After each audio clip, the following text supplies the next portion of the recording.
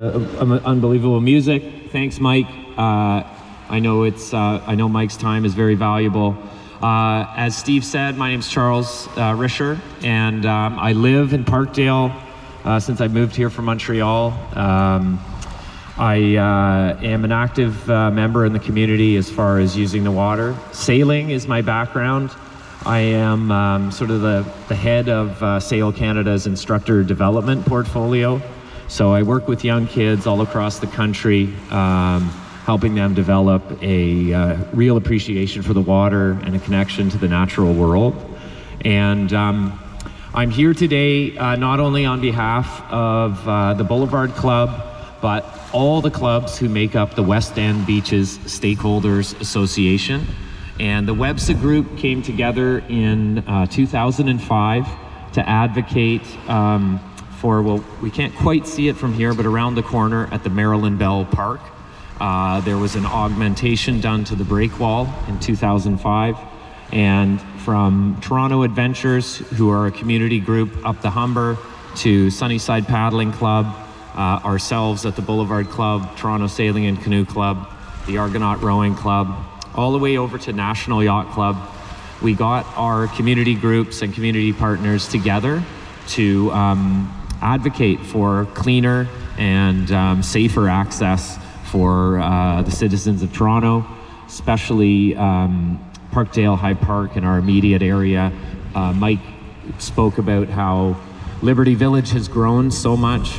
Mimico, you can see it looks like a New York skyline over there. When I was a kid, there was one or two buildings, and there is a real urgency for places like the Michael Huff Beach to be protected and to be maintained and to be celebrated. So I'm really honored that Steve asked us to come speak today.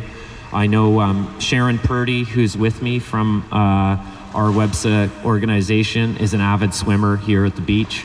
The reason why I wanted to focus on speaking about access to the water was just to sort of remind you how important it is for all of us. The protection and conservation of the natural world is a responsibility that we all have to share, and I'm really happy to be here to help build our community and create some meaningful change that will protect the valuable resource, which is Lake Ontario, but to today's function, the public space at Ontario Place, which in its nascent form was built as a spot to celebrate our province, to bring Ontarians together and give them space to educate and recreate themselves. And it would be an absolute travesty to see that lost. The water here that you swim in, the water that we all enjoy in the Western Beaches and Humber Bay, it's the water that we drink. Our entire city drinks this water. It's a magical place where I often say this to the kids who work with me. It's like it's a magical place where Canadians, for lack of a better term, can do Canadian stuff. We can swim, we can sail, we can paddle, we can enjoy being at the edges of the water, and you know, these are essential elements to connect us with the natural world. And I urge any of you, you know, to come down here to Michael Huff Beach or to Sunnyside Park, where we are located, on a weekend, and just see how many people flock to the Western Beach and how important and integral this is to people's well-being, happiness, their mental health, vitality.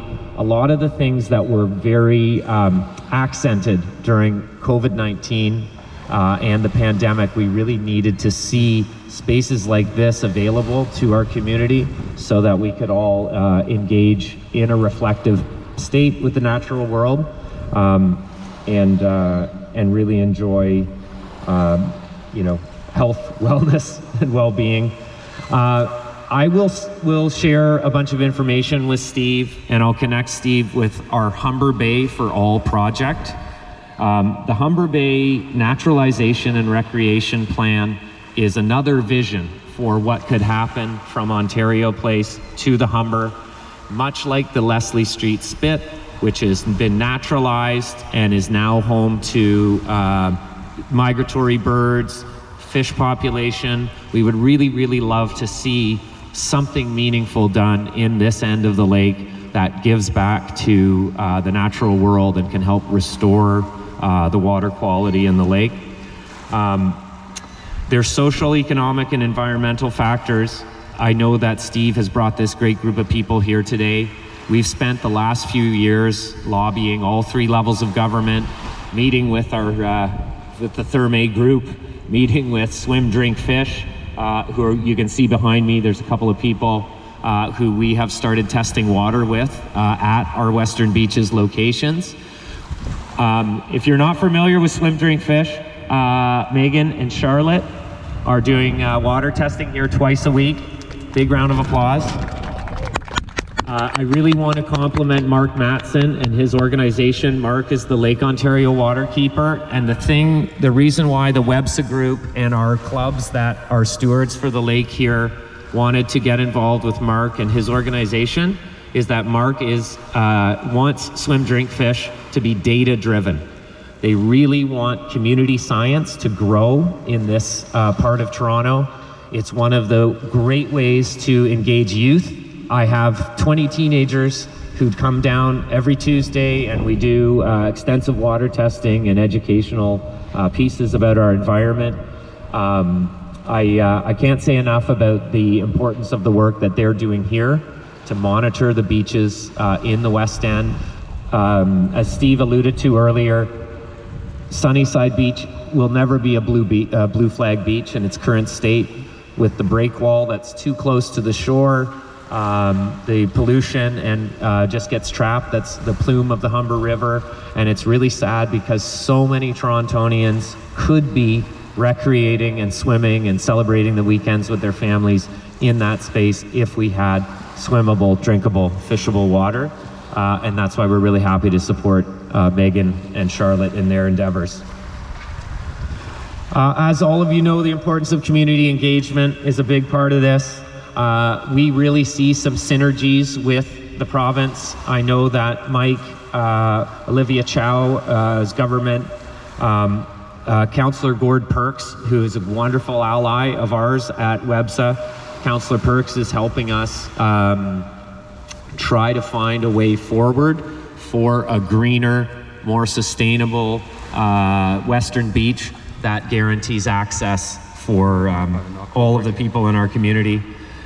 I don't want to go into too much more detail because I've taken a lot of time, but I really wanted to just remind people that we have sort of 4 big buckets we work with.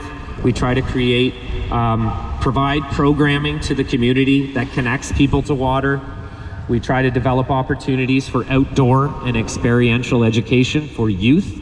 And I think, again, Ontario Place to the history of the Carrying Place Trail at the Humber River is a phenomenal educational opportunity for all kids in all parts of the school curriculum. We engage in community science, as we mentioned, and the importance of a day like today is sharing information with like-minded people in our community.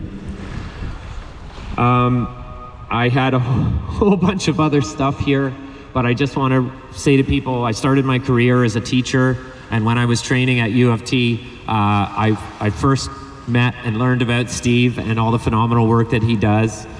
Being here